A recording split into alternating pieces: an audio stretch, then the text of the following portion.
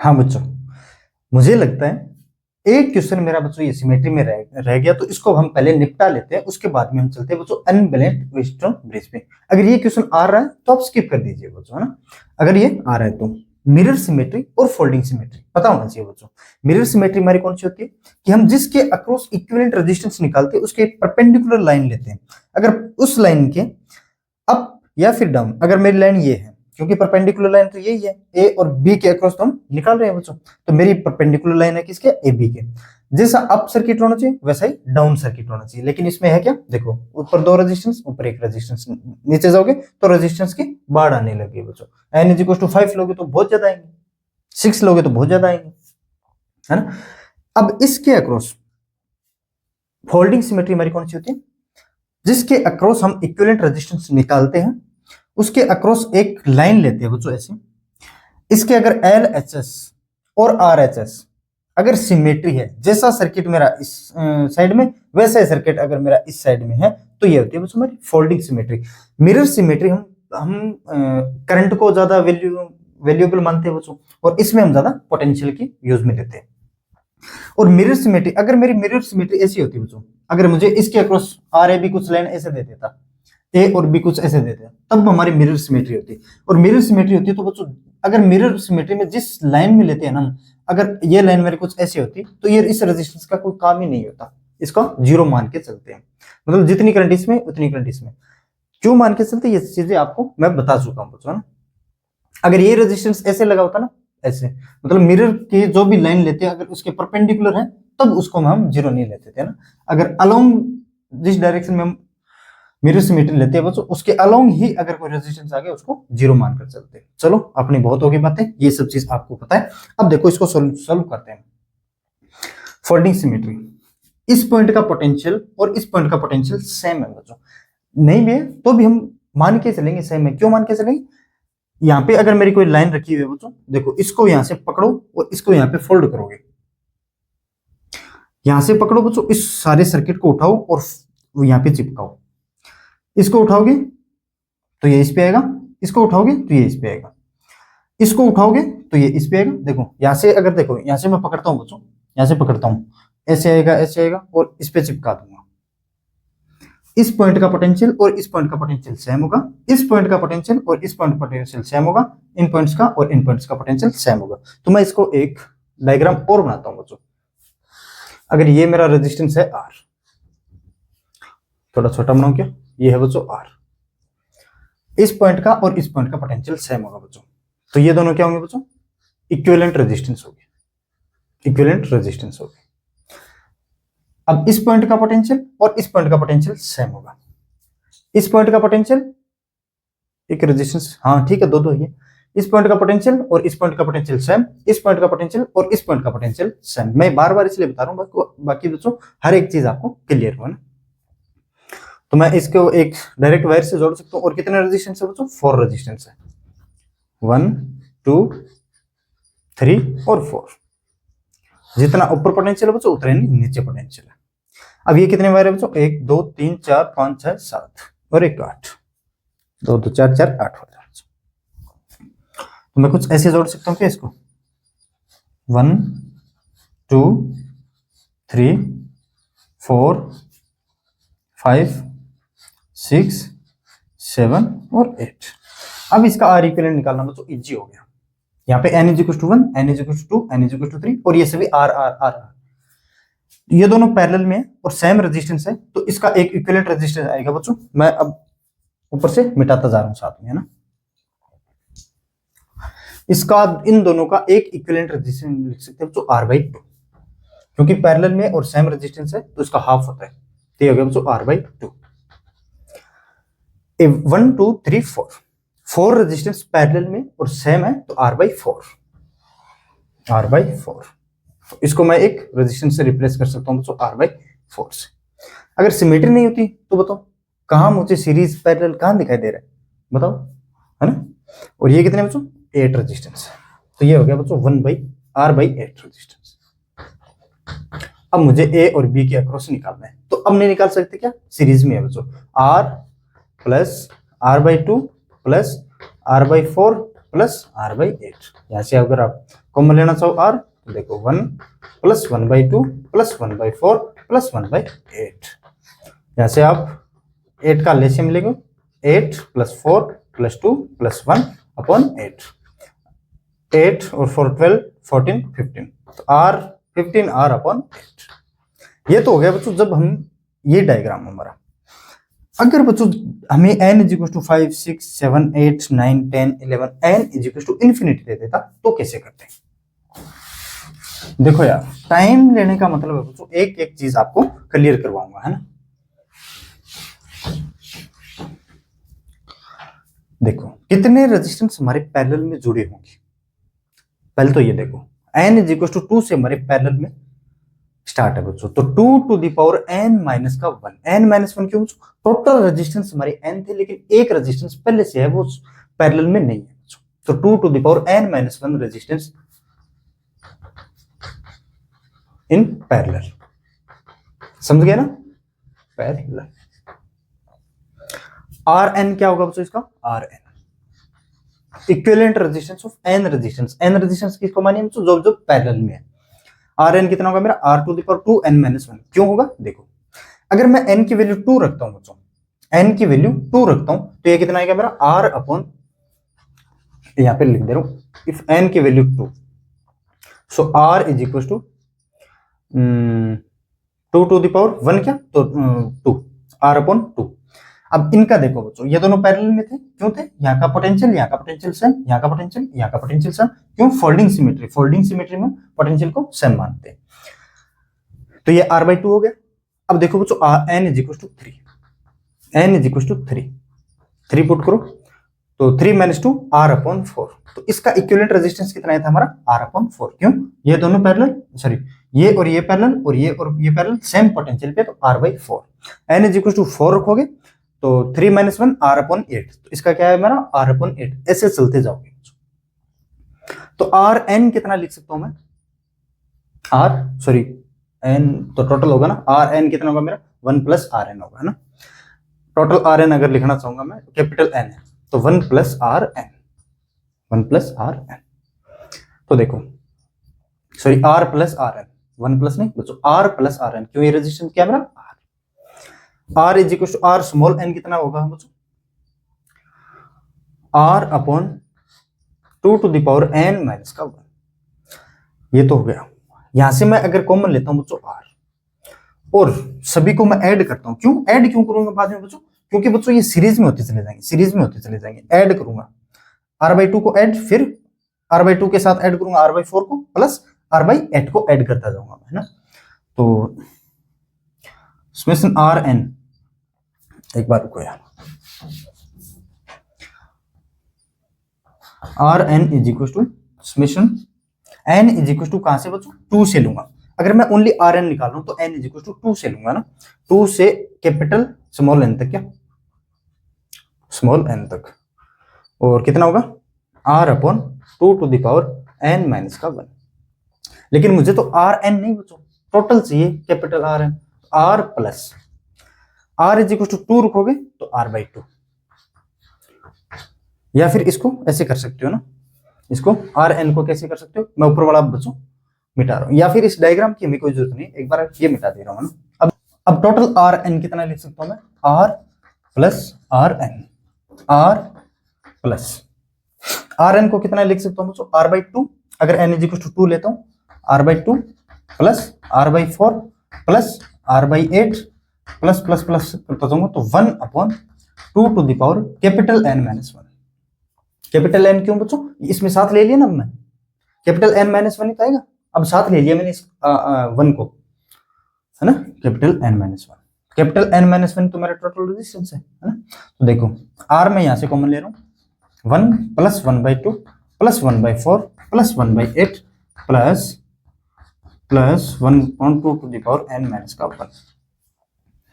या फिर यहां से आप डायरेक्ट कर सकते थे, R कॉमन ले रहा हूं तो यहां से देखो बच्चों, अब यहां से कितना आएगा मेरा?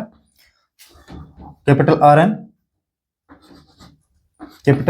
कितना आएगा? अब देखो n इज इक्वल टू 1 से लेंगे, अब कहां तक? 1 से n is equal to infinity तक ले रहे हैं बच्चों।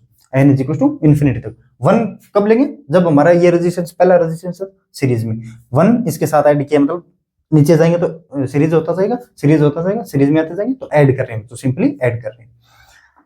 अब ये नहीं निकाल सकते क्या यार, जीपी तो है, तो ये आएगा बच्चों। अब ये मैं टाइम पास नहीं कर रहा, इसमें सोल्व कर लूंगा। R N is equal to आएगा बच्चों कितना, 2r। अनबैलेंस्ड वेटस्टोन ब्रिज पे आने से पहले मुझे एक कंसेप्ट और बताना है बच्चों। बोलोगे सर क्या बातें कर रहे हो इधर उधर की। तो देखो यार, बातें अच्छी बातें हैं बच्चों, और इसको अप्लाई करेंगे। अपने सिलेबस में नहीं है बच्चों ये टॉपिक। कौन सा, delta star conversion, delta star conversion, delta two star को कैसे कन्वर्ट करेंगे वो देख लेते हैं पहले। अच्छा टॉपिक है बच्चों, इससे कई क्वेश्चन इजी हल होंगे। मैं अभी एक एडवांस का क्वेश्चन करवाने वाला हूं आपको, उनको मैं 2-3 तरीके से करवाऊंगा, देखना। डेल्टा कुछ ऐसे हमारा आएगा बच्चों, ये R1 है,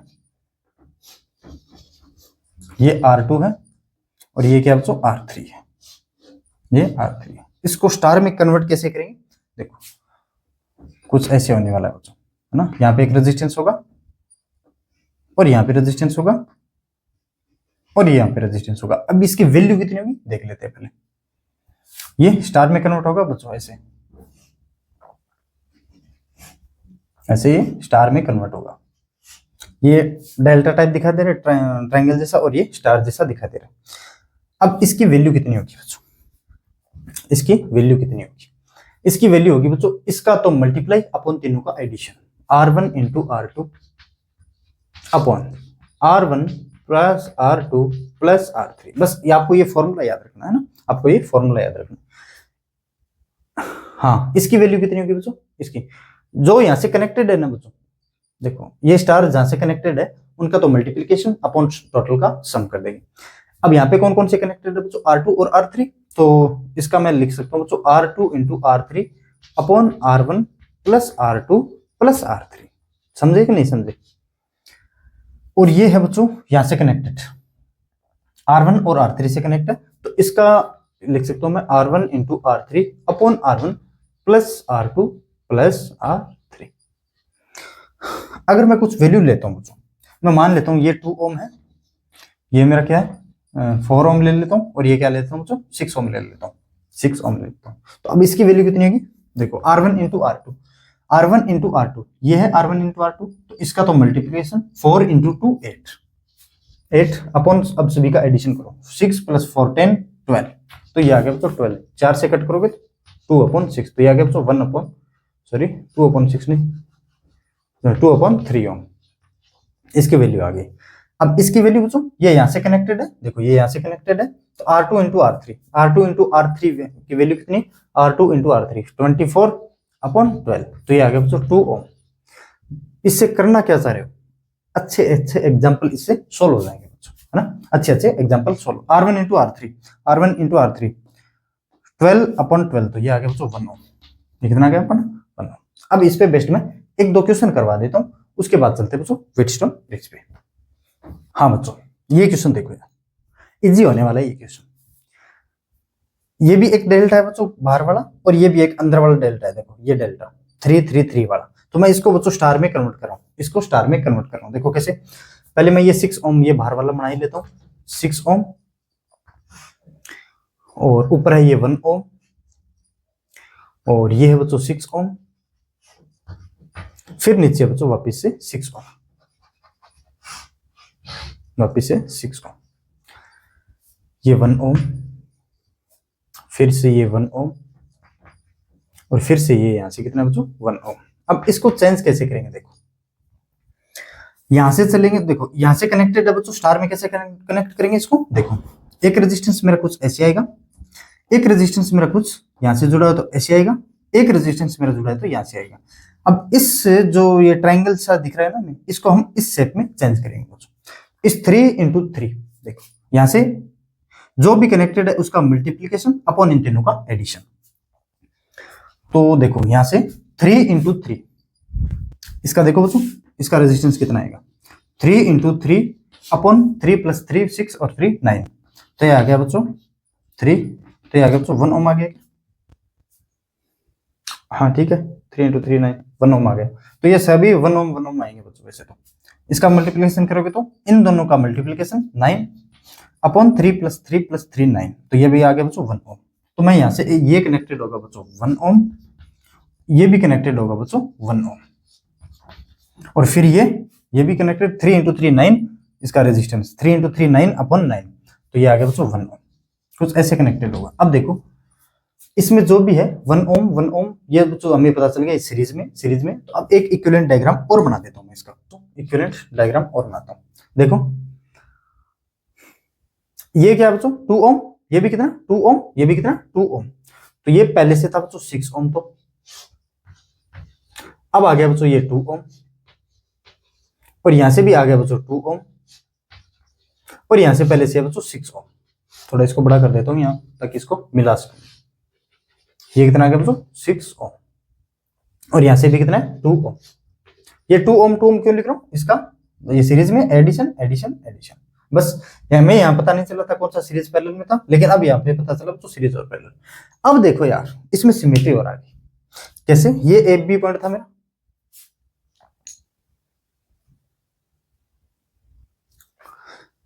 अगर ये मेरा ए बी पॉइंट है बच्चों, तो ये भी कितना होगा मेरा ए बी पॉइंट।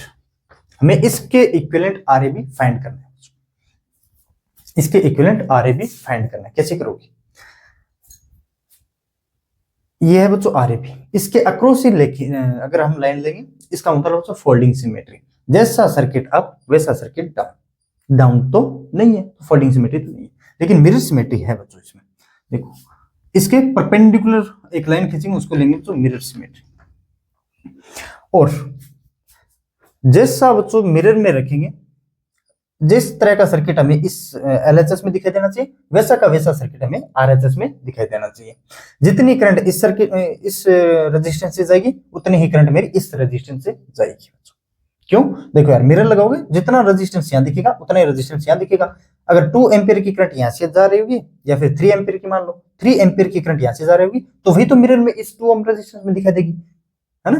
तो इसका मतलब है बच्चों, और इस लाइन के अलोंग अगर कोई भी रेजिस्टेंस आता है तो उसको हम जीरो मान लेते हैं, लेकिन इस लाइन के परपेंडिकुलर कोई रेजिस्टेंस आता है उसको जीरो नहीं मानना है बच्चों, उसको जीरो नहीं मानना है। अब एक इक्विवेलेंट डायग्राम और बना रहा हूं, आप या तो ऐसे सोल्व कर लेना बच्चों, एक पहले मैं इक्विवेलेंट डायग्राम बना लेता हूं उसके बाद में दिखाता हूं आपको कैसे सोल्व करना है। मैं अलग तरीके से करूंगा, आपको एक तरीका और दे रहा हूं उसको आप सोल्व करना बच्चों।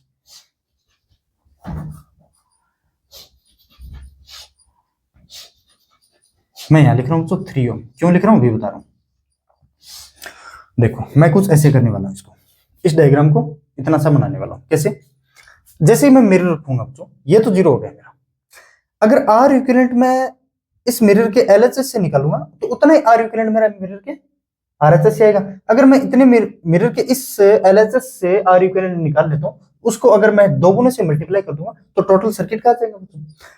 देखो ये मिरर के परपेंडिकुलर है इस 6 ओम से, इसका मतलब बच्चों मिरर में क्या दिखाई देगा 3 ओम इस साइड में और 3 ओम इस साइड में। मिरर का ये तो होता है। अगर ये बच्चों यहाँ पे 6 ओम होता तो क्या दिखाई देता, क्योंकि 6 ओम यहाँ पे है लेकिन यहाँ पे नहीं है बच्चों, तो मिरर में ये दिखाई नहीं देता, मिरर सिमेट्री फेल हो जाती है हमारी। तो जितना बच्चों देखो इस लाइन के परपेंडिकुलर में जितना रेजिस्टेंस, आधा रेजिस्टेंस यहाँ दिखाई देगा और आधा रेजिस्टेंस यहाँ दिखाई देगा, इसलिए मैंने लिखा बच्चों 3 ओम। अब देखो यार ये तीनों क्या हो गए बच्चों पैरेलल में, अगर ये ए है आगे कहीं पॉइंट बी होगा, इसका अगर इक्विवेलेंट रेजिस्टेंस निकाले तो 2 से मल्टीप्लाई कर दूंगा बच्चों। सो आपको पता है बच्चों अगर ये x पोटेंशियल y पोटेंशियल, तो देखो इसके अक्रॉस x माइनस वाई, इसके अक्रॉस x माइनस वाई, इसके अक्रॉस x माइनस वाई, तो तीनों पैरेलल में, तीनों को ऐड कैसे करते हैं, 6 और 3 का कितना था बच्चों 18/9 2, और 2 और 2 का पैरेलल करेंगे तो 1 ओम आएगा। तो 2 से मल्टीप्लाई कर दो, अरे यार नहीं समझ पाए क्या, 6 और 3 का पैरेलल में करेंगे तो कितना आएगा 6 × 3/6 + 3 9, 18/9 2, और 2 ओम को पैरेलल, रेजिस्टेंस अगर सेम है अगर पैरेलल में तो इसका हाफ हो जाता है बच्चों, 2 का हाफ होगा तो ये आएगा बच्चों 1 ओम। लेकिन इसका इक्विवेलेंट रेजिस्टेंस 1 ओम नहीं है बच्चों, अभी तो मिरर के एक साइड का है, 2 गुने से मल्टीप्लाई करेंगे बच्चों तब इक्विवेलेंट रेजिस्टेंस आएगा। RAB कितना आएगा मेरा ये 2 ओम। चलो अब बच्चों स्टार और डेल्टा आपको अच्छे से समझ में आ गया होगा।